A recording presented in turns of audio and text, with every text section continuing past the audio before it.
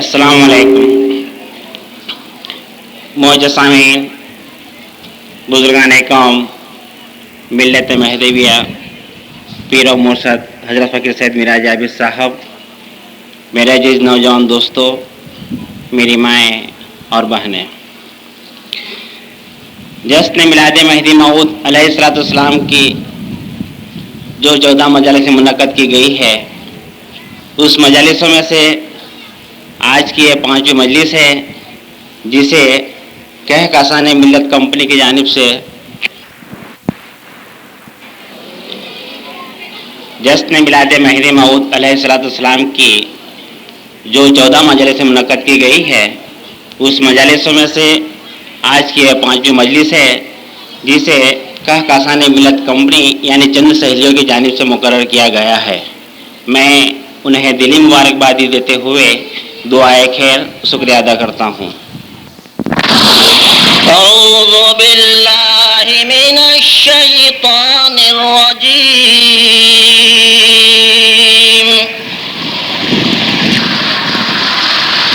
بسم اللہ الرحمن الرحیم،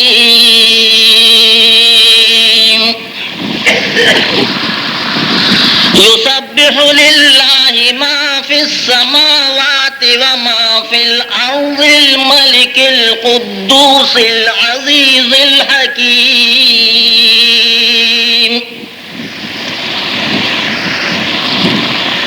هو الذی بعث امیین رسولا منهم يتلو عليهم آياته ويزكيهم ويعلمهم الكتاب والحكمة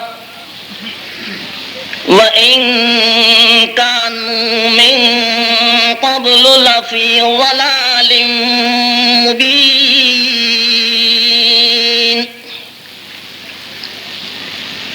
وآخرين منهم لما يلحقوا بهم وهو العزيز الحكيم،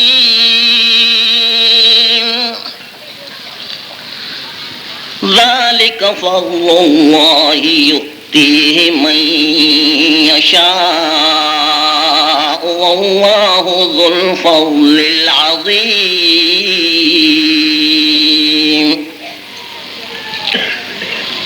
مثل الذين حملوا التوراة ثم لم يحملوها كمثل الحمار يحمل أسفارا، بئس مثل القوم الذين كذبوا بآيات الله والله لا يهدي القوم الظالمين،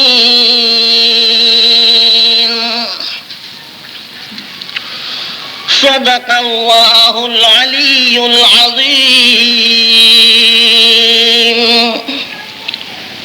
وصدق رسوله النبي الكريم۔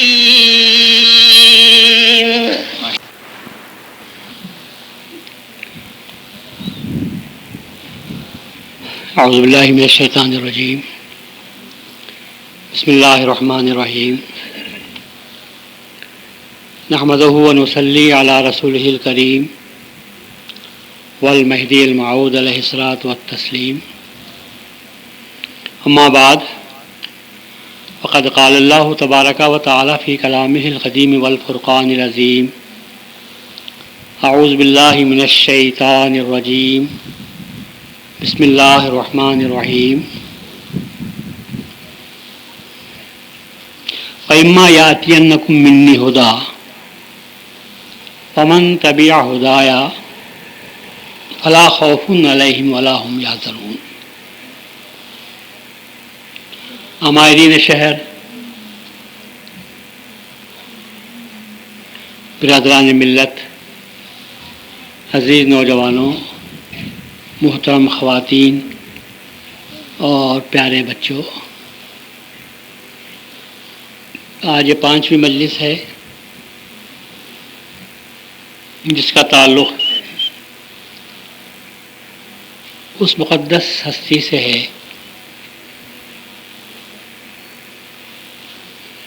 جس سے ہمارا اپنا ایمان وابستہ ہے،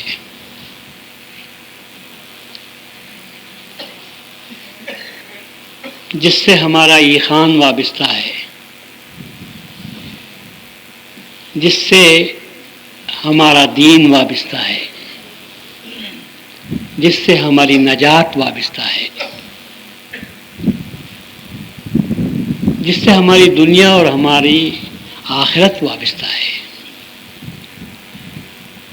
اس ہستی کو ہم مہدی موعود کے نام سے یاد کرتے ہیں۔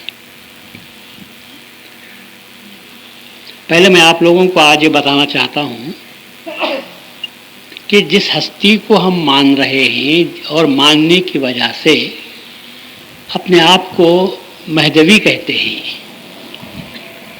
وہ کیا ہستی ہے؟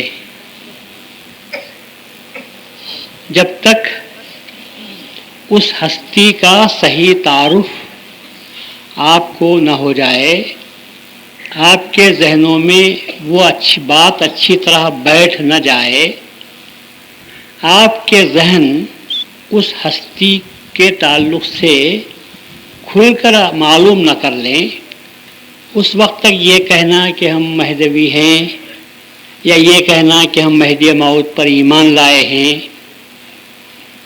یہ بے معنی بات ہو کر رہ جاتی ہے۔ ایمان کب مکمل ہوتا ہے؟ جب جس ہستی کو آپ مانتے ہیں اس ہستی کا صحیح تعارف آپ کو نصیب ہو، تو اس صحیح تعارف کو ہی ایمان کے نام سے یاد کرتے ہیں۔ مہدی موعود کچھ ایسی بات نہیں ہے کہ مانے تو بھی چلے گا، نہیں مانے تب بھی چلے گا، اس کو مہدی کے نام سے یاد نہیں کرتے، اس کو ایمان کے نام سے یاد نہیں کرتے۔ ایمان کس کو کہتے ہیں؟ ایمان اس چیز کو کہتے ہیں کہ جس پر یقین کرنا فرض ہے،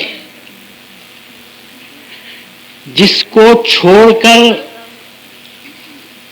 جیا نہیں جا سکتا، جسے چھوڑ کر اللہ سے ملا نہیں جا سکتا، اس کو ایمان کے نام سے یاد کرتے ہیں۔ بہت سی باتیں ایسی ہیں مانے تو بھی چلے گا یا نہیں مانے تو بھی چل سکتا ہے۔ کیا مہدی موعود کا تعلق اس فہرست میں داخل ہو سکتا ہے؟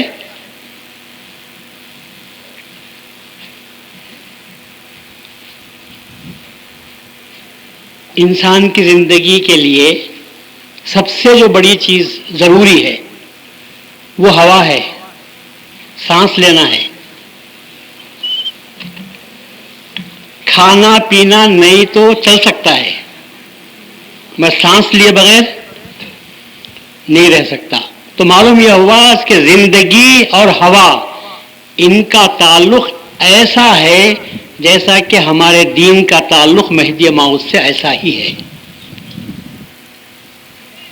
اگر آپ اس بات کو سمجھتے ہیں تو آپ مہدوی ہیں۔ اگر آپ یہ سمجھیں گے کہ زندگی ہے مگر ہوا لینے کی کیا ضرورت ہے، سانس لینے کی کیا ضرورت ہے، تو میں کہوں گا ایک مردہ یہ کہہ سکتا ہے، زندہ تو یہ نہیں کہہ سکتا۔ مردہ یہ کہہ سکتا ہے، زندہ نہیں کہہ سکتا، کیونکہ زندگی کے لیے ہوا ضروری ہے، زندگی کے لیے سانس ضروری ہے۔ اب ہوا کیسی ہونی چاہیے، پھر بات پیدا ہوتی ہے، تو کہیں گے کہ ہوا بھی پاک ہوا لیں گے تو آپ کی صحت اچھی رہتی ہے، اور اگر پاک ہوا آپ کو نہ ملے گی تو زندہ رہنے کے باوجود رے رے کرتے ہوئے آپ جائیں گے، جس کو آپ بیماری کی حالت کے نام سے یاد کرتے ہیں۔ تو ہم جو آج کوشش کر رہے ہیں نہ صرف ہوا پہنچانے کی کوشش کرتے ہیں بلکہ آپ کو ٹھیٹ آکسیجن دینے کی کوشش کر رہے ہیں، تاکہ جراثیم اگر پیدا بھی ہو جائیں تو وہ جراثیم جل کر خاکستر ہو جائیں اور صحیح ہوا آپ کو مل جائے، ایسی صحیح ہوا، ایسا سلنڈر آپ کو آکسیجن کا مل جائے کہ جو 1 سال تک پھر آپ کو گرم رکھ سکے اور آپ کو کامیاب کر سکے۔ یہ میلاد کی محفل جو ہے یہ آکسیجن کے سلنڈر ہے۔ بے ایمان بہت سے پیدا ہو رہے ہیں، عقائد میں پھوٹ ڈالنے کی کوشش کر رہے ہیں، مہدی موعود علیہ السلام کے تعلق سے آپ کے ایمان کو خراب کرنے کی کوشش کی جا رہی ہے، آپ کے اعتقادات کو متزلزل کرنے کی کوششیں کی جا رہی ہے۔ مہدی موعود علیہ السلام کے تعلق سے، مہدی موعود کے تعلیمات کے تعلق سے، مہدی موعود کے فرامین کے تعلق سے، مہدی موعود کے منصب کے تعلق سے، مہدی موعود کے مقام کے تعلق سے، مہدی موعود کے مرتبے کے تعلق سے، ان تمام تعلقات سے آپ کے اخلاق، آپ کے اعتقادات میں جھول پیدا کرنے کی مسلسل کوششیں کی جا رہی ہیں، اور ان کوششوں میں منکران مہدی کا بھی ہاتھ ہے، مخالفان مہدی کا بھی ہاتھ ہے، اور دنیا دار کتوں کا بھی ہاتھ ہے۔ اور یاد رکھو کہ مہدی موعود علیہ السلام کی تعلیمات کو نہ تو نابود کیا جا سکتا ہے، نہ مہدی موعود علیہ السلام کے تعلق سے ہماری عقیدت میں کبھی اضمحلال پیدا کیا جا سکتا ہے۔ جب تک قوم مہدی کا ایک فرد بھی باقی رہے گا، انشاءاللہ مخالفت کرنے والے ہزاروں ہو جائیں، میرے میاں نے کہا کہ لوگوں زیادہ دور جانے کی ضرورت نہیں، 100 نہیں 60 بھی ہوں تو 60,000 پر بھاری پڑ جاتے ہیں، 60 بھی ہوں تو 60,000 پر بھاری پڑیں گے۔ اینل اپنے لشکر کو لے کر آ جائے، مظفر گجرات کی سلطنت کو لے کر آ جائے، لیکن اگر وہ تعلیمات مہدیہ، مہدی موعود علیہ السلام کی مہدیت کے تعلق سے اگر اس کو نابود کرنے کے ناپاک ارادے سے آیا ہوا ہے، تو آج بھی کھامیل کا میدان، آج بھی سدراسن کا مقام آپ کو گواہی دینے کے لیے تیار ہے، اور نہیں تو آپ آج بھی 500 سال کے بعد اس مقام پر آپ جا کر دیکھیے، وہاں کے رگوں میں دوڑتا ہوا شہداء کا خون آپ کو اچھال پیدا کر دے گا، آپ میں اچھال پیدا کر دے گا، آپ کے رگوں میں گرمی پیدا کر دے گا، اور صاف طور پر کہے گا گرمیاں خون وفا کی ہیں رگوں میں، جب تک گرمیاں خون وفا کی ہیں رگوں میں جب تک، سرد ہم اپنی روایات نہ ہونے دیں گے، ہم اپنی روایتوں کو کبھی سرد ہونے نہیں دیں گے، ہماری روایتیں گرم، جب تک ہماری رگوں میں یہ بہتا ہوا شہداء کا خون وفا کا گرم رہے گا، اس وقت تک ہم اپنے ان ساری چیزوں کو، ہم اپنی ساری روایتوں کو کبھی سرد نہ ہونے دیں گے۔ برفانی ہوائیں چلتی ہوں تو چلیں، دسمبر اور جنوری کی سردیوں نے کبھی ہمارے جسم کے خون کو منجمد نہیں کیا، بلکہ ہم نے اپنے اس خون کو گرم رکھا، اور اس کے ساتھ ساتھ سامنے والوں کو بھی ہم نے گرمانے کی کوشش کی، اور ایمان کہتے اسی کو ہیں، ایمان کہتے اسی کو ہیں کہ ایمان کا جب نشہ چڑھتا ہے تو ہر نشہ ترشی سے اترتا ہے، لیکن ایمان کا نشہ جب ترشی پہنچائی جاتی ہے تو وہ دگنا ہو جاتا ہے۔ ہر رنگ اتر سکتا ہے، لیکن جب ایمان کا رنگ چڑھتا ہے تو ہم نے کبھی ایمان کے رنگ کو اترتے نہیں دیکھا، بلکہ ہمیشہ وہ چڑھتا ہوا نظر آتا ہے۔ جیسے جیسے شہادت کا خون بہنے لگتا ہے، ہم نے دیکھا اس رنگ کو چڑھتے ہوئے۔ دوسرے لوگوں کی حالت یہ ہوتی ہے کہ جب آدمی سامنے سے جب گرتا ہے تو لوگ بھاگتے ہیں، لیکن شہادت میں وہ بات پائی جاتی ہے، ایمان میں وہ بات پائی جاتی ہے کہ سامنے والا اگر گرتا ہے تو پیچھے والا بھاگتا نہیں، بلکہ اس جھنڈے کو سنبھالنے کے لیے آگے بڑھ جاتا ہے اور اپنے آپ کو اس مقام پر پیش کرتا ہے۔ رسول اللہ صلی اللہ علیہ وسلم مسجد نبوی میں تشریف فرما ہے۔ اگر آپ آج کچھ کمزور مہدوی عقیدے کے لوگ مہدی موعود علیہ السلام پر اعتراض کرتے ہیں، یا مہدویت کے بارے میں، مہدی موعود کے مقام، مہدی موعود کے منصب کے بارے میں اعتراض کرتے ہیں، تو آپ کو رنجیدہ ہونے کی ضرورت نہیں۔ آج مسلمانوں میں ایسے فرقے موجود ہیں جو رسول اللہ صلی اللہ علیہ وسلم کے تعلق سے کس قدر غلط عقیدوں کو اپنائے ہوئے ہیں. یہ انہی کی صحبت کا اثر ہے.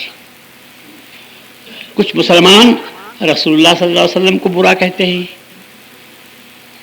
تو کچھ مہدی موعود علیہ السلام کے شان میں گستاخی کرنے لگے ہیں.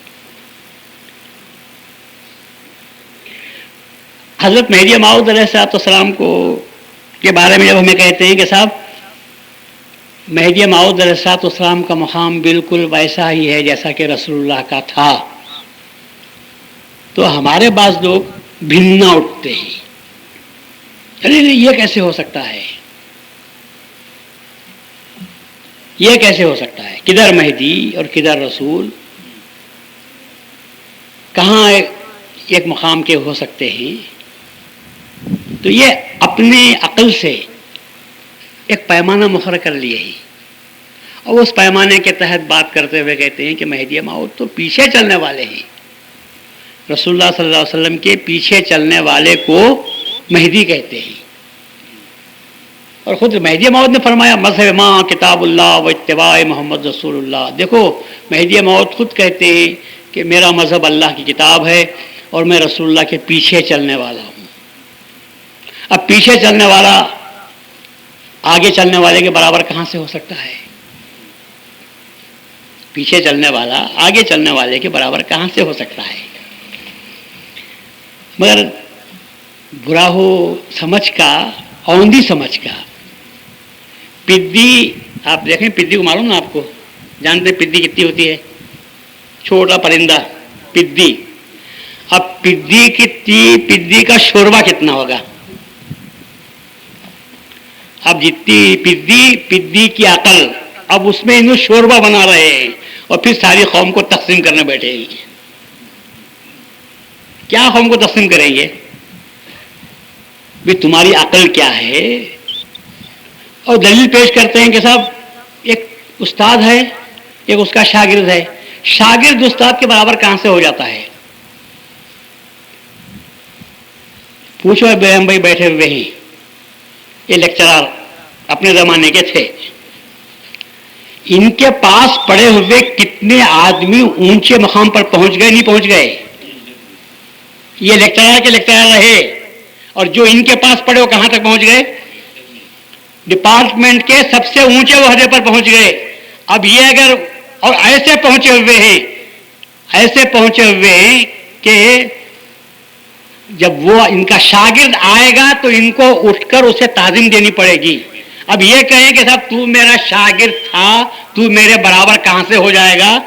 تو وہ ان کو ڈسمس کرے گا اور کہے گا کہ آپ کو ایٹیکیٹ معلوم نہیں ہے، میں تھا ایک زمانے میں آپ کا شاگرد، اور اب جب کہ میں پڑھ کر اونچے مقام پر پہنچ گیا ہوں تو اب آپ کو میری عزت کرنی چاہیے، میرے مقام کی عزت کرنی چاہیے یا نہیں کرنی چاہیے؟ اب یہ کہیں گے صاحب میرا شاگرد میرے برابر نہیں ہوتا، برابر کہاں سے نہیں ہوتا، اونچا ہو چکا ہے. اسی طرح رسول اللہ صلی اللہ علیہ وسلم، حضرت ابراہیم علیہ السلام کی اتباع رسول اللہ نے کی، لیکن جب مقام آیا تو ابراہیم علیہ السلام نے خود رسول اللہ صلی اللہ علیہ وسلم کا استقبال کیا. اللہ تعالیٰ کہتا ہے اے رسول ابراہیم کی اتباع کرو، تو رسول اللہ نے ابراہیم کی اتباع کی. لیکن جب معراج کو تشریف لے گئے تو ابراہیم علیہ السلام نے کھڑے ہو کر رسول اللہ کا استقبال کیا اور کہا بیٹے آؤ، تمہارا آنا اچھا ہوا، اللہ نے تم کو وہ مقام عطا کیا کہ مجھے دیدار نہیں ہوا، تم کو دیدار نصیب ہوا. اب بتاؤ کو کس کا مقام بڑا ہوا؟ اب بتاؤ کس کا مقام بڑا ہوا؟ تابع رہا، تابع مطبوع سے بہت آگے بڑھ گیا، اتنا آگے بڑھا کہ تابع ہاتھ باندھ کر کھڑا ہوا ہے. چوتھے آسمان پر، چھٹویں آسمان پر ابراہیم علیہ السلام کھڑے ہوئے.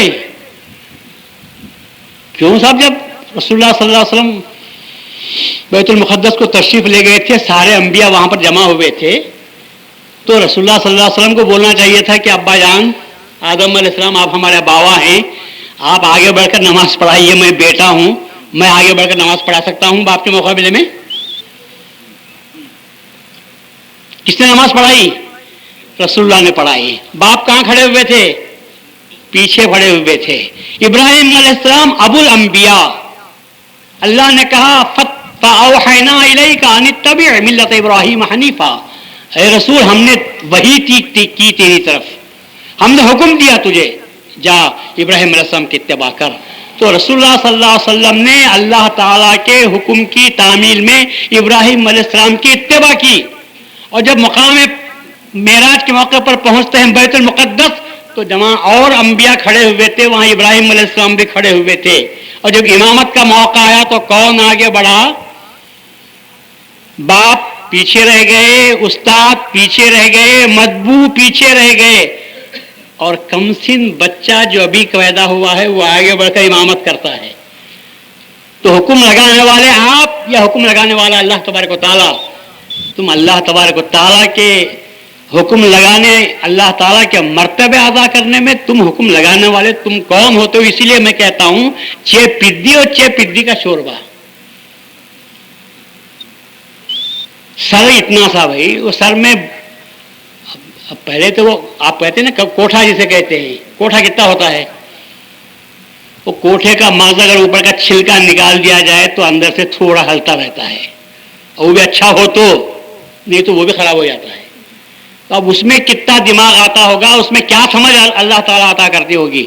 اسی لیے اللہ نے مذہب کی بنیاد عقل پر نہیں رکھی، اللہ تعالیٰ نے مذہب کی بنیاد وحی پر رکھی اور یہ کہا کہ نہیں، عقل پر فیصلے کرو گے تو تباہ ہو جاؤ گے. پھر کس پہ فیصلہ ہونا چاہیے؟ وحی کی بنیاد پر فیصلہ ہونا چاہیے. دین کی بنیاد عقل پہ نہیں ہوتی. عقل سمجھانے کی، سمجھنے کی کوشش کرتی ہے. وحی کی باتوں کو لوگوں کو سمجھائیں کیسے؟ ہم سمجھانے کے لیے اللہ کہتا ہے کہ عقل کو استعمال کرو، تدبر کرو، فکر کرو تو تم کو سمجھ میں بات آ سکتی ہے.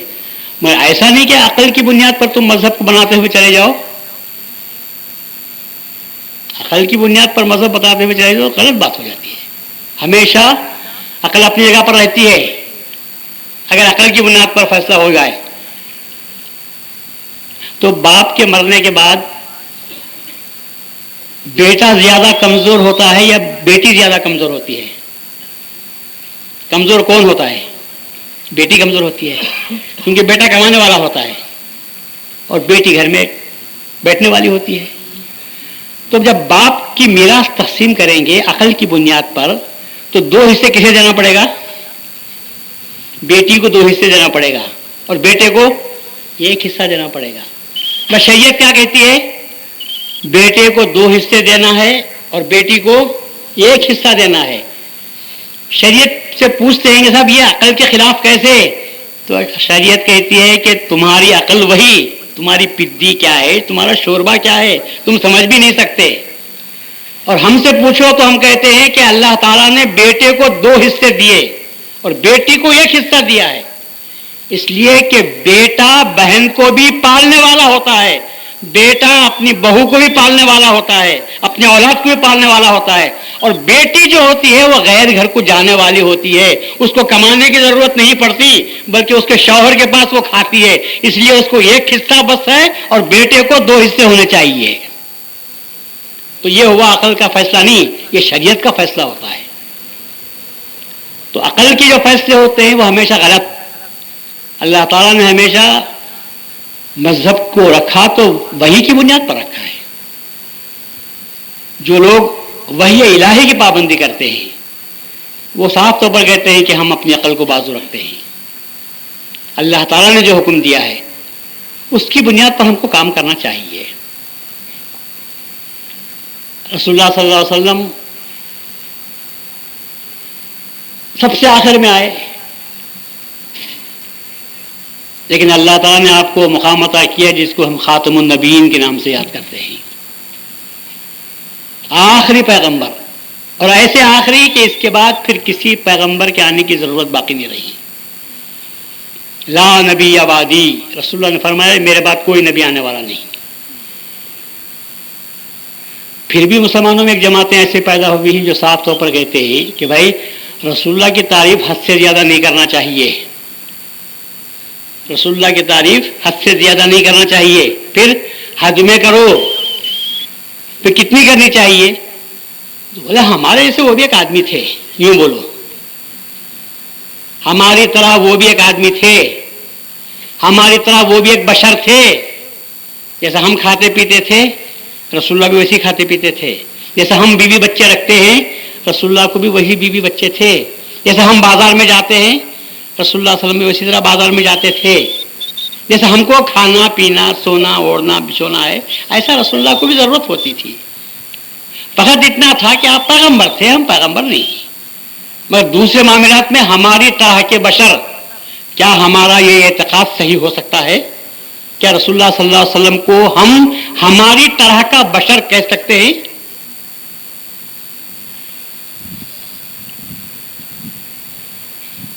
کاغذ میں اور نوٹ میں اگر کوئی نادان 100 کے نوٹ اور 100 کے نوٹ کے برابر ایک رنگین کاغذ یا اسی طرح کا جعلی نوٹ لے کر آ جائے اور کہے یہ بھی نوٹ ہے یہ بھی نوٹ ہے، یہ بھی کاغذ کا ٹکڑا ہے یہ بھی کاغذ کا ٹکڑا ہے، نوٹ دیتے ہیں تو آپ مجھے سفرجل دیتے ہیں، لیکن یہ بھی کاغذ کا ٹکڑا ہے، اس کو بھی لے کر آپ سفرجل مجھے دے دو تو کیا کوئی آدمی دینے کے لیے تیار ہو جائے گا؟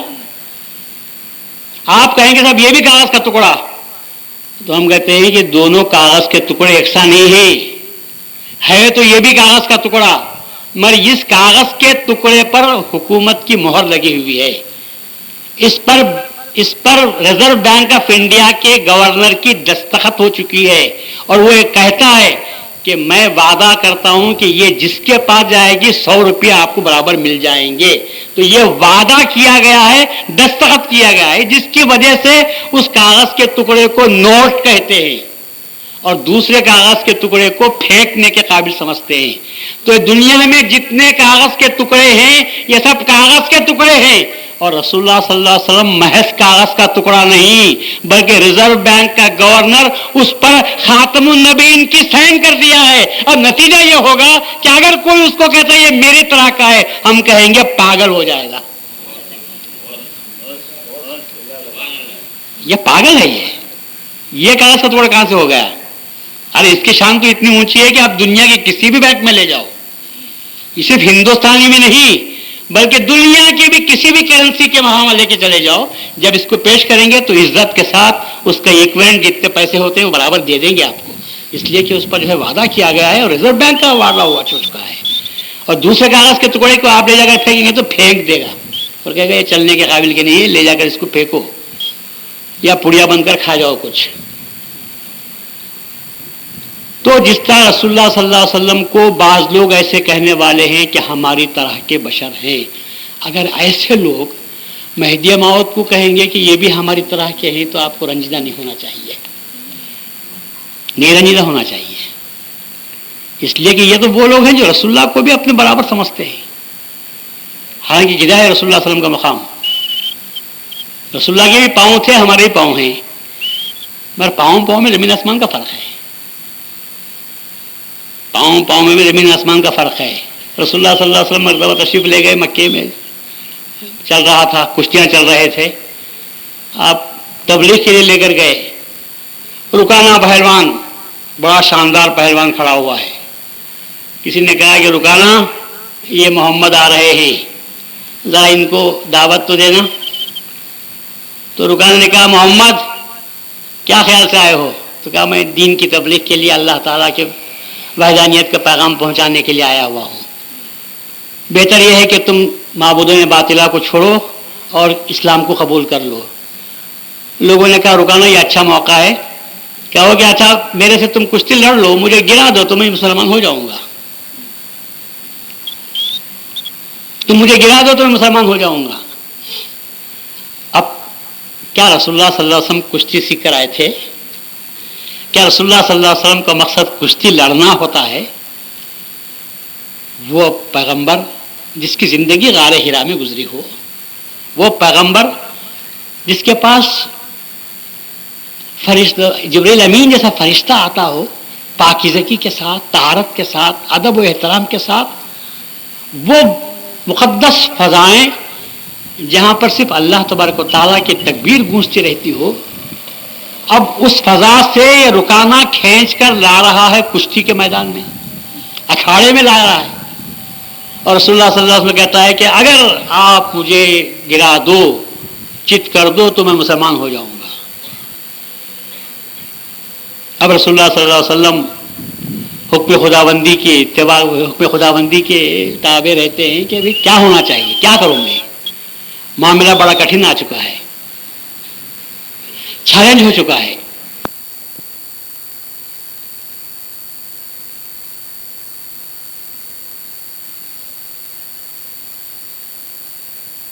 دیکھو اگر سچے تھے، اللہ کے پیغمبر تھے، خدا کی طرف سے آئے ہوئے تھے تو کشتی کو قبول کر لینا چاہیے تھا. میں کشتی کو قبول کرنا، پہلوان سے لڑنا کوئی دین کی بات تو ہے نہیں. میں رسول اللہ صلی اللہ علیہ وسلم نے حکم خداوندی کی بنیاد پر کہا کہ منظور، رکانا تیرے ساتھ کشتی لڑنے کے لیے منظور، مگر شرط یہ ہے کہ اگر میں تجھے گرا دوں تو تجھے اسلام قبول کرنا ہوگا. اس نے پلٹ کر کہا کہ اگر میں آپ کو گرا دوں تو آپ کو اسلام چھوڑنا ہوگا، اس مذہب سے آپ کو توبہ کرنی ہوگی، چھوڑنا ہوگا. رسول اللہ صلی اللہ علیہ وسلم نے کہا کہ منظور ہے. بسم اللہ کہہ کے قدم رکھا. لوگوں کو خبر ہوئی، سارے میلے کے لوگ سارے کاروبار چھوڑ کر یہ کشتی دیکھنے کے لیے آ گئے. ایک عجیب کشتی چل رہی ہے. اللہ تبارک و تعالیٰ کا ایک خاص پیغمبر فقط اللہ تبارک و تعالیٰ کے دین کی حمایت کے لیے اپنے مقام سے ہٹ کر کام کر رہا ہے.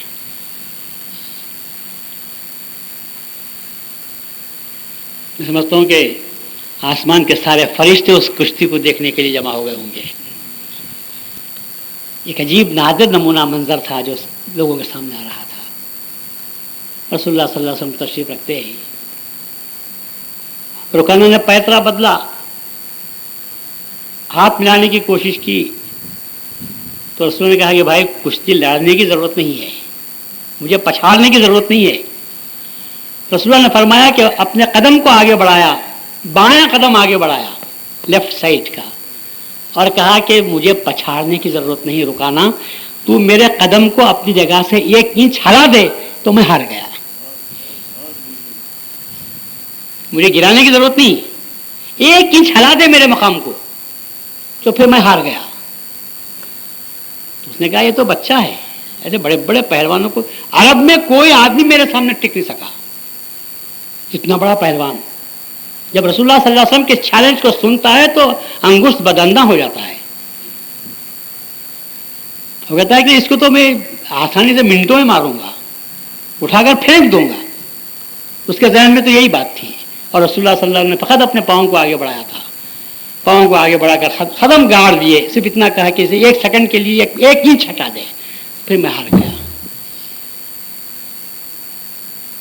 پل پڑا، رسول اللہ صلی اللہ علیہ وسلم کے پاؤں پر جھپٹا اور خدا کو دکھانا منظور تھا. میرے خدا کی کیا شان ہے، خدا کو دکھانا منظور تھا. اے پہلوان، دنیا کو خیر دینے والے رسول کے پاؤں پر تجھ کو گرایا جا رہا ہے. تو رسول کو کیا مقابلہ کرے گا؟ رسول کو پچھاڑنا تو بڑی بات ہوئی، رسول کے ٹانگوں سے تجھے لپٹنا پڑے گا. رسول اللہ صلی اللہ علیہ وسلم کے ایک پاؤں پر پل پڑتا ہے، یہ سمجھ کر کے 1 پاؤں سے 1 ہاتھ سے میں ہٹا دوں گا. نہیں ہوا. دونوں ہاتھ لگائے، نہیں ہوا. پورا جسم کی ساری طاقت اس نے صرف کر دی، لیکن دنیا نے دیکھا کہ رکانا نیچے گر گیا، لیکن رسول کا پاؤں اپنی جگہ سے ہٹ نہ سکا، اپنی جگہ سے ہل نہ سکا. کیوں؟ اللہ کو یہ بتانا منظور تھا رسول دنیا کو ہلانے کے لیے آیا ہے، ہلنے کے لیے نہیں آیا. یہ وہ مقام ہے کہ اس پر وہ کلام نازل ہوتا ہے کہ پہاڑ پر کلام نازل ہوتا تو پہاڑ ریزہ ہو سکتا تھا. ارے پہاڑ ریزہ ہو سکتا تھا، لیکن رسول کے قلب پر جب قرآن نازل ہوا تو وہ اس قدر مضبوط تھا کہ ساری دنیا کے فلسفوں کو ہلا کر رکھ دیا، ساری دنیا کے نظاموں کو تہو بالا کر کے رکھ دیا، ساری دنیا کے سسٹم سب ختم ہو کر رہ گئے، لیکن رسول کا لایا ہوا سسٹم، رسول کا لایا ہوا نظام، رسول کا لایا ہوا پیغام، رسول کی لائی ہوئی تعلیمات یہ قیامت تک رہنے کے لیے آئی ہوئی تھی. اسی لیے اللہ کو بتانا منظور تھا کہ یہ رسول کا پاؤں نہیں، یہ ہمارا پاؤں ہے، اور جب ہمارا پاؤں گڑ جاتا ہے تو ہٹنے کے لیے نہیں ہوا کرتا.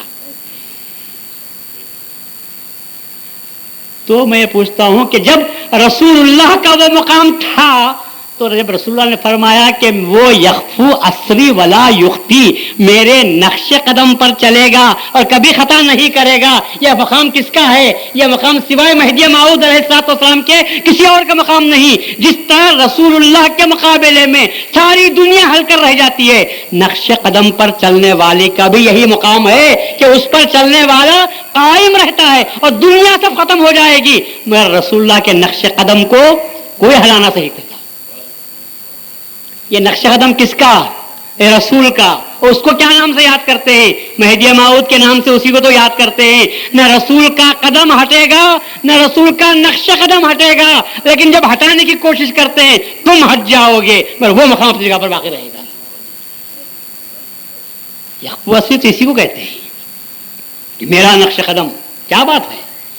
رسول اللہ نے فرما دیا کہ میرا قدم تو رکانا نے ہٹانا کی کوشش کی تھی، نہیں، میرے قدم کی تو بات کیا کرتے ہو؟ میرے جانے کے بعد میرے نقش قدم میں وہ مقام پیدا ہو جائے گا، وہ میرے نقش قدم میں وہ قوت پیدا ہو جائے گی کہ میرے نقش قدم کو بھی کوئی مٹا نہ سکے گا۔ اور ساری ہم نے دنیا میں دیکھ لیا، ہم نے دیکھ لیا سلطان حسین شرقی کو ہم نے دیکھا، والی گوڑ بنگالے کو ہم نے دیکھا، سلطان مرزا حسین کو ہم نے دیکھا، میر ذوالنون کو ہم نے دیکھا، کتنے بڑوں کو ہم نے دیکھا کہ سبوں نے رسول کے نقش قدم کو ہلانے کی کوشش کی، نتیجہ یہ ہوا کہ خود ہل گئے مگر رسول کے نقش قدم کو ہلا نہ سکے۔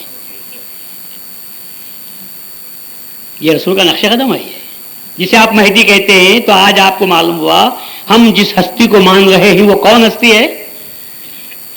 جسے آپ مہدی موعود مانتے ہیں وہ کون ہے؟ وہ رسول کا نقش قدم ہے۔ اب رسول کے نقش قدم کو آپ کم کر سکتے ہیں؟ اے رکانے کے ماننے والوں، تم معبودان باطلہ کی پرستش کرنے والے ہو، تمہارے پاس قوت و طاقت کہ تم متوالے ہو، تم ظاہری دنیا داری پر مرنے والے ہو، ہرگز نہیں۔ خبردار، یہ وہ مقام ہے کہ جہاں پر رسول اللہ صلی اللہ علیہ وسلم کا نقش قدم گڑا ہوا ہے، اور رسول اللہ صلی اللہ علیہ وسلم نے تحدی کے ساتھ کہا ہے میرے نقش قدم پر چلے گا۔ خالی نقش قدم پر چلنے کی بات ہو جاتی تو مان لیتا میں، اس لیے کہ بہت سے لوگ نقش قدم پر چلنے کے جھوٹے دعوے بھی کر لیتے ہیں، مگر جو بات رسول اللہ نے فرمائی ہے وہ بڑی اونچی بات ہے۔ وہ فرمایا میرے نقش قدم پر چلے گا اور کبھی خطا نہیں کرے گا۔ یہ خطا نہیں کرے گا والی بات سوائے مہدی موعود علیہ السلام کے رسول اللہ صلی اللہ علیہ وسلم نے کسی کے تعلق سے نہیں کہی، نہ ابو بکر صدیق کے تعلق سے کہی، نہ عمر فاروق کے تعلق سے کہی، نہ عثمان غنی کے تعلق سے کہی، نہ حضرت علی کے تعلق سے کہی۔ جب خلفاء کے تعلق سے نہیں کہی تو بعد میں آنے والوں کے تعلق سے کیا کہہ سکتے ہوں گے؟ ان کے تعلق سے نہیں کہی۔ رسول اللہ صلی اللہ علیہ وسلم نے اپنے خلیفوں کے تعلق سے نہیں کہی کہ تم سے کبھی خطا نہیں ہوگی۔ رسول اللہ نے کہا تو یہ کہا سب کے ساتھ شیطان ہے، کہا رسول اللہ نے کہا سب کے ساتھ شیطان ہے، اور جب شیطان ہے تو کیا کرتا ہے؟ شیطان ورغلاتا ہے، شیطان انسان کو دھوکے میں ڈالتا ہے، شیطان آدمی سے خطا کرواتا ہے۔ لیکن اگر کوئی ہستی خطا سے محفوظ ہے تو وہ کون ہستی ہے؟ یا تو رسول اللہ صلی اللہ علیہ وسلم کی ہے، یا رسول اللہ نے جس کی گواہی دی کہ خطا نہیں کرے گا۔ اور وہ کون ہستی ہے؟ سوائے مہدی موعود کے اور کوئی ہستی نہیں ہے، سوائے مہدی موعود کے اور کوئی ہستی نہیں ہے۔ ورنہ بتائیے آپ، میرے ساری دنیا کو میرا اپنا چیلنج، اس مقدس مقام پر سے میں چیلنج کرتا ہوں، ساری دنیا کو میرا اپنا چیلنج ہے، ایک ہستی کا نام بتائیے کہ جسے رسول اللہ صلی اللہ علیہ وسلم نے ان الفاظ سے یاد کیا ہو کہ میرے نقش قدم پر چلے گا اور کبھی خطا نہیں کرے گا۔ ہے کوئی ہستی؟ ہے تو میں ماننے کے لیے تیار ہوں، اور آپ کو بھی منوانے کے لیے تاکید کروں گا کہ آپ بھی مان جاؤ اس کو۔ پھر کون ہستی ہے؟ کون ہستی ہے جس کے تعلق سے رسول اللہ نے گواہی دی ہو؟ گواہی دو ہستیوں کی صرف دو نے دی ہے۔ دوستو، بہت باریک بات ہے، بہت باریک بات ہے، مگر ایمان کی بات ہے، ایمان کی بات ہے۔ دو ہستیوں نے دو کی گواہی دی، اللہ نے رسول اللہ کی گواہی دی،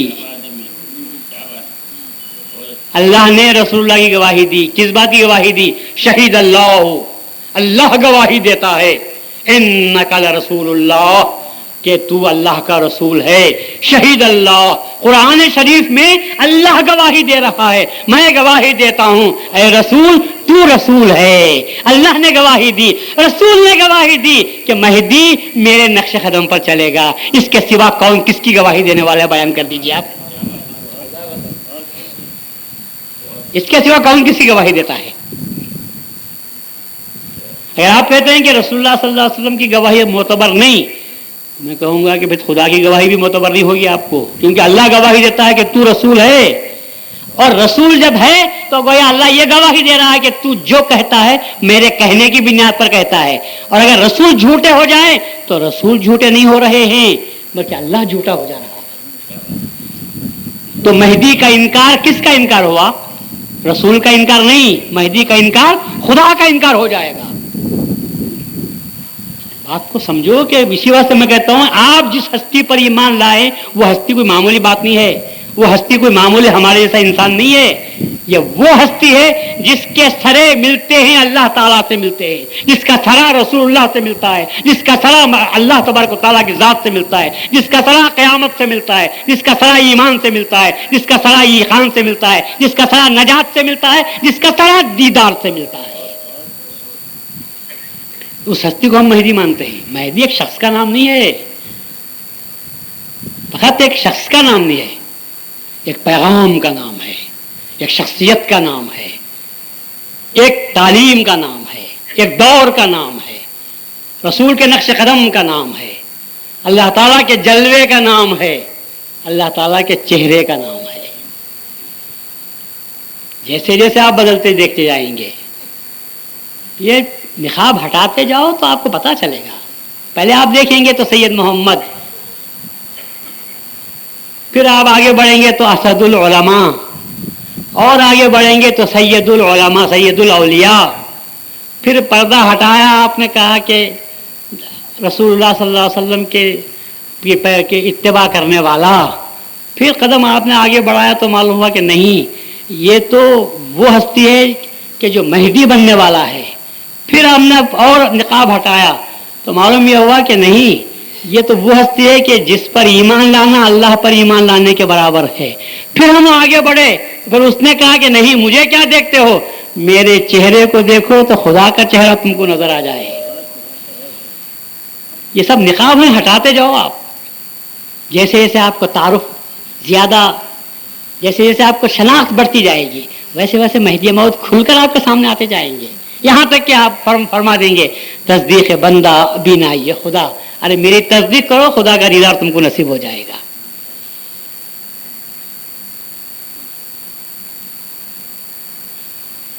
ایک صاحب نے پوچھا کہ صاحب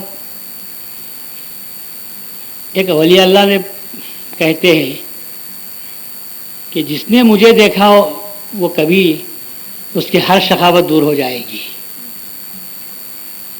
ایک نظر جس نے مجھے دیکھ لی وہ کبھی بھی وہ بدقسمت نہیں رہے گا، اس کے سارے نحوستیں دور ہو جائیں گی۔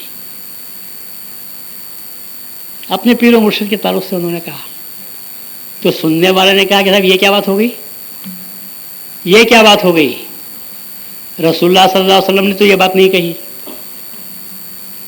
یہ بات تو رسول اللہ نے بھی نہیں کہی، اس لیے کہ رسول اللہ کو دیکھنے والے میں ابو جہل تھا، رسول اللہ کو دیکھنے والوں میں ابو جہل تھا۔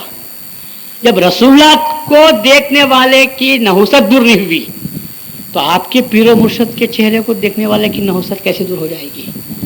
کیا آپ کے پیر و مرشد رسول اللہ سے بڑھ گئے؟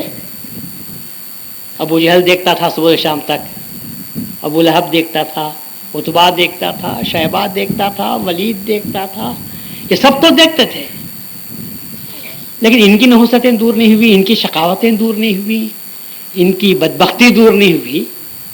تو آپ یہ کہتے ہیں کہ میرے مرشد کا کہنا ایسا ہے کہ میرے مرشد کو کی نظر جس پر پڑ گئی اس کی نحوست ہمیشہ کے لیے قیامت تک کے لیے دور ہو گئی. یہ بات میرے پلے نہیں پڑتی. انہوں نے کہا کہ سب سمجھائیے مجھے، یہ بات میں قبول کرنے کے لیے تیار نہیں. تو انہوں نے کہا بھائی بات سمجھنے کی ہے. انہوں نے پوچھا کہ صحابہ کے سوا بھی کسی نے رسول اللہ کو دیکھا؟ صحابہ کے سوا بھی کسی نے رسول اللہ کو دیکھا؟ محمد کو دیکھنے والے ہزاروں مل گئے، رسول اللہ کو دیکھنے والے، محمد ابن عبداللہ کو دیکھنے والے ہزاروں ہوں گے، لیکن رسول اللہ کو دیکھنے والے کون تھے؟ صرف صحابہ ہی تھے جو رسول اللہ کو دیکھتے تھے. اور دوسروں کی طرف سے اللہ کہتا ہے وَتَرَاهُمْ يَنْظُرُونَ إِلَيْكَ وَمَا هُمْ يُبْصِرُونَ. اللہ کہتا ہے کہ اے رسول یہ کافر تم دیکھ رہے ہو کہ کافر تمہارے کو دیکھ رہے ہیں، لیکن حقیقت یہ ہے کہ وہ تمہارے کو نہیں دیکھ رہے ہیں. تو وہ دیکھنا اور پھر نہ دیکھنا مطلب یہ ہے کہ دیکھنے میں محبت پیدا ہوتی ہے تو دیکھا جاتا ہے، اور دیکھنے میں نفرت پیدا ہوتی ہے تو اس کو دیکھنا نہیں بولتے. تو اللہ تعالیٰ نے یہ کہا ارے رسول کی نظر جس پر پڑ گئی حقیقت میں وہ صحابیت کے مقام پر پہنچ گیا، اللہ ان سے راضی ہو جاتا تھا. اور جنہوں نے دیکھ کر بھی نہیں دیکھا تو وہ نحوستیں ان کے مقدر بن کر رہ جاتی ہیں. اسی طرح تصدیق مہدی کی بھی دو قسمیں ہیں. محبت سے تصدیق کرو تو مہدی کی شان نظر آئے گی، اور دنیا داری کے ساتھ اگر تصدیق کرو گے تو تم کو دنیا ہی نظر آئے گی، دنیا ہی نظر آئے گی. تصدیق مہدی محبت سے ہونی چاہیے. اسی لیے تصدیق کہتے ہیں، اقرار نہیں بولتے. کلمے کو اقرار کہتے ہیں اور مہدی کو کیا بولتے ہیں؟ تصدیق. یہ بہت بڑا فرق ہے. اقرار کا مقام زبان، تصدیق کا مقام دل. تصدیق کا مقام دل. تو مہدی کی تصدیق کہاں سے کرنی پڑے گی؟ دل کی گہرائی سے کرتے ہیں تو تصدیق ہوتی ہے. اور رسول کا اقرار زبان سے بھی چل سکتا ہے، کلمہ طیبہ کو اقرار بھی چل سکتا ہے، لیکن مہدی کی تصدیق کے لیے دل سے تصدیق کرنا، دل کی گہرائی سے جاننا ضروری ہے. کیونکہ جب تک دل نہیں مانے گا اس وقت تک اللہ کا دیدار تم کو نصیب نہیں ہو سکتا. دنیا کے لیے اقرار چل جاتا ہے، دنیا کے لیے اقرار چل جائے گا، تصدیق نہیں چل سکتی. اسی لیے تصدیق مہدی موعود کہتے ہیں. اپنے آپ کو ہم مصدق کے نام سے یاد کرتے ہیں کہ ہم نے مہدی موعود علیہ الصلوۃ والسلام کی دل کی گہرائی سے تصدیق کی ہے. تو آج آپ کو معلوم ہوا کہ ہم جس ہستی کو مہدی مانتے ہیں وہ ہستی کون ہے؟ وہ ہستی فقط ایک عبداللہ کے گھر میں پیدا ہونے والی بی بی آمینہ کے پیٹ سے پیدا ہونے والے بچے کا نام مہدی نہیں ہے. اس کا مقام بہت ہی بلند و بالا مقام ہے. اس کا مقام وہ ہے کہ جس مقام کو سمجھنے کے لیے آپ کو رسول اللہ صلی اللہ علیہ وسلم کے ساتھ چلیں گے تو مہدی کا مقام آپ کو معلوم ہوگا. رسول اللہ کے ساتھ چلیں گے تو آپ کو مہدی کا مقام معلوم ہوگا. دیگر انبیاء کے بھی آپ ساتھ رہیں گے تو مہدی موت کا مقام آپ کو معلوم نہیں ہو سکتا. رسول اللہ صلی اللہ علیہ وسلم کے ساتھ آپ کو چلنا پڑے گا. مگر رسول اللہ صلی اللہ علیہ وسلم کے صدقے میں ہی رسول اللہ کے ساتھ چلو آپ. پھر میں آپ کو بتاتا جاؤں گا کہ مہدی موعود علیہ السلام کا مقام کیا ہے. رسول اللہ صلی اللہ علیہ وسلم کو آپ چھوڑیں گے تو مہدی کا مقام آپ کو کہاں سے معلوم ہو سکے گا؟ رسول کے ساتھ چلنا پڑے گا. جہاں جہاں رسول اللہ صلی اللہ علیہ وسلم نے قیام کیا اور پھر اس مقام پر کچھ باتیں بیان کی، وہیں سے آپ کو مہدیت کا آپ کو آشکارا ہوتا ہوا نظر آئے گا. وہیں سے آپ کو گل بوٹے نظر آئیں گے کہ یہاں مہدی ہے، یہاں مہدی ہے، یہاں مہدی ہے. اور چونکہ رسول اللہ صلی اللہ علیہ وسلم کو اپنی ولایت سے بڑی محبت تھی، اسی لیے رسول اللہ صلی اللہ علیہ وسلم نے قدم قدم پر ولایت کے گل بوٹے چھوڑے ہی. مگر ان کو پہچاننے کی ضرورت ہے، ان کو جاننے کی ضرورت ہے کہ وہ کہاں گل بوٹے پیدا ہوئے ہیں اور پھر اس سے کس طرح ولایت کی بو مہکتی رہتی ہے. اس کو سمجھنے کے لیے ایمان کی ضرورت ہے. دنیا دار کبھی بھی دینداری کو سمجھ نہیں سکتا. دنیا دار کی نظر فقط جیب تک جاتی ہے. دنیا دار کی نظر کہاں تک جاتی ہے؟ जेब तक, और दीनदार की नजर नहीं। बोलो देखिए कोई भी, दुनियादार की नजर जेब तक जाती है, दीनदार की नजर गैब तक जाती है।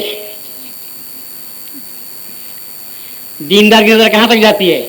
गैब तक जाती है। इसीलिए अल्लाह कहता है युमिनूना बिल गैब, और आज के दुनियादार क्या कहते हैं? युमिनूना बिल जैब।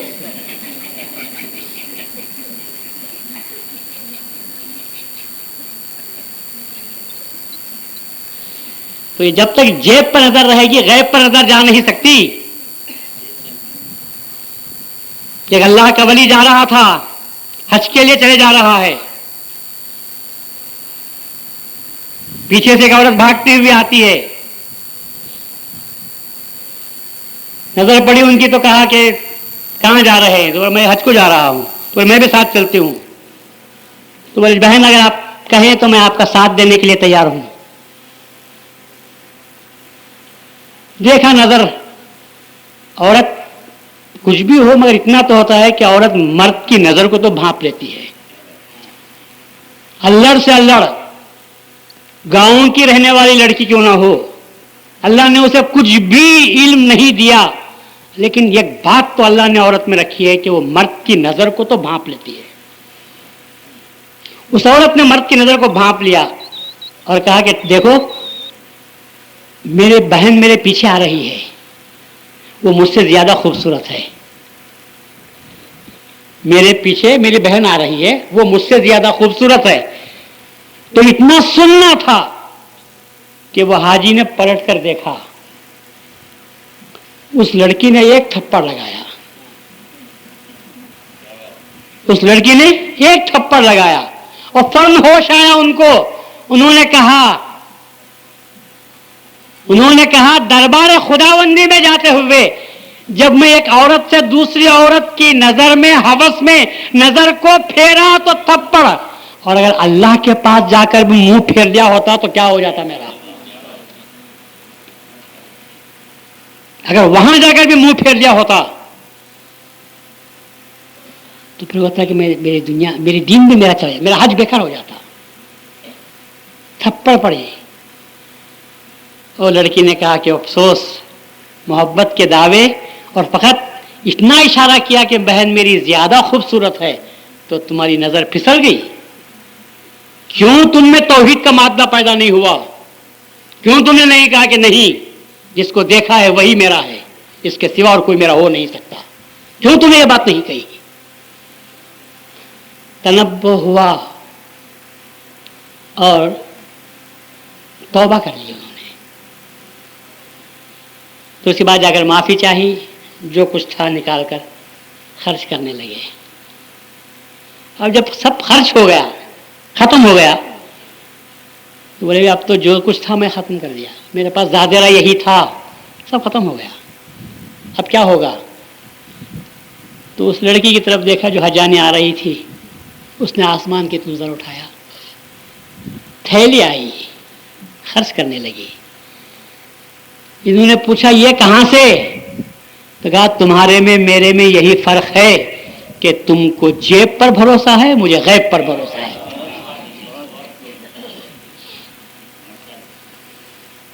तुमको जेब पर भरोसा है और जब खत्म हो गया तो तुम परेशान हो गए, और मुझे गैब पर भरोसा है। जब खत्म हो गया तो मैंने कहा मालिक, तो उसने कहा ले। तो दुनियादार जेब पर नजर रखता है, दीनदार गैब पर नजर रखता है। जेब खत्म होता है, गैब कभी खत्म नहीं होता।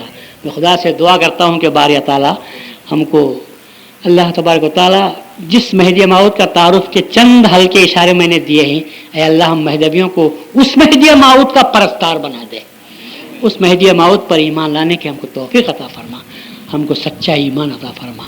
वाह दवाना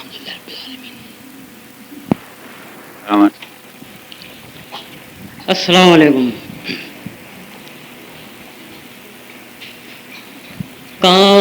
काफिराने दहर को सहमा दिया खुंद मेर ने, काफिराने کافران دہر کو سہما دیا خود میر نے، ظلمتوں میں نور کو رستا دیا خود میر نے، کافران دہر کو اپنے سر کے ساتھ 100 سر بھی سجا کر لے گئے، اپنے سر کے ساتھ 100 سر بھی سجا کر لے گئے، اس طرح اللہ کو تحفہ دیا خود میر نے، اس طرح اللہ کو تحفہ دیا خود میر نے، کافران دہر کو پہلی بار جو پہنچے ہیں مہدی کے حضور،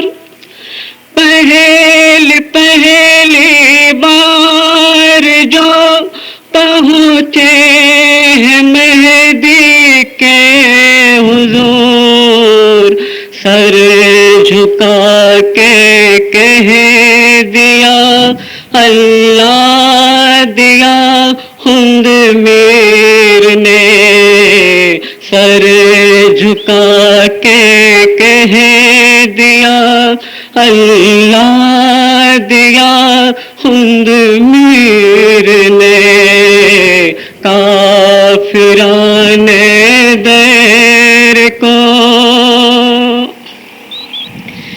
ایک سرور بے خودی اور ایک مقام آگہی، ایک سرور بے خودی اور ایک مقام آگہی، جس کسی کو جب کبھی پرکھا دیا خود میر نے، جس کسی کو جب کبھی پرکھا دیا خود میر نے، کافران دہر کو دونوں عالم کو شہادت کی نئی تاریخ دی، دونوں عالم کو شہادت کی نئی تاریخ دی، عرش والوں کو بھی چونکا دیا خود میر نے، عرش والوں کو بھی چونکا دیا خود میر نے، کافران دہر کو بن گیا اہل نظر کی صف میں عابد کا مقام، بن گیا اہل نظر کی صف میں عابد کا مقام، جب غلامی کاؤں سے رتبہ دیا خود میر نے، جب غلام کا سے رتبہ دیا خود میر نے، کافران دیر کو سہما دیا خود میر نے، ظلمتوں میں نور کو رستا دیا خود میر نے، کافران دیر کو. السلام علیکم. السلام علیکم. عشق کا مہکا ہے یہ چمن ساتھیوں، آج بڑلی بنی ہے دلہن ساتھیوں. عشق کا مہکا ہے یہ چمن ساتھیوں، آج بڑلی بنی ہے دلہن ساتھیوں. ذرا ذرا محبت کا گلزار ہے، ہر نظر ہو گئی محو دیدار ہے، یہ حقیقت ہے کب اس سے انکار ہے، مہدی آئے گئے اپنا اقرار ہے، یہ جگہ دعوے کا ہے وطن ساتھیوں، آج بڑلی بنی ہے دلہن ساتھیوں. سرزمین ہے مقدس یہ گجرات کی، پاس پٹن میں کیا بوئے ایمان ہے، میرے ماؤد کا سچا فرمان ہے، یہ ہے گجرات جو عشق کی کان ہے، مانگ لو عشق کی ایک کرن ساتھیوں، آج بڑلی بنی ہے دلہن ساتھیوں.